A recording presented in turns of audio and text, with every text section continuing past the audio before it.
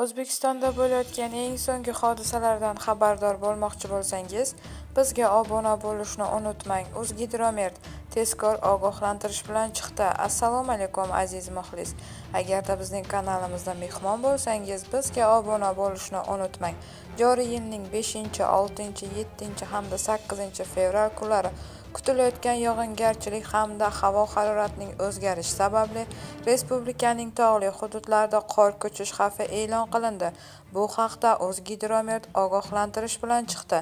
Toshkent viloyatining Bo'stonliq, Ohangaron va Parkent tumanlari, Chortoq tizmasining tog'lari hamda Namangan viloyatining Pop tumani tog'li hududlarida dengiz sathidan 2000 metr balandlikda qor ko'chish xavfi e'lon qilindi. Tog'li hududlarda istiqomat qiluvchi fuqarolar, dam oluvchilar hamda tog'li hududlarda harakatlanuvchi haydovchilardan ehtiyotkorlik choralarini ko'rish so'raladi. Bu xabarni barcha do'stlarimizga jo'natib qo'yamiz hamda videomiz ostida bir dona like tugmasini bosishni unutmaymiz.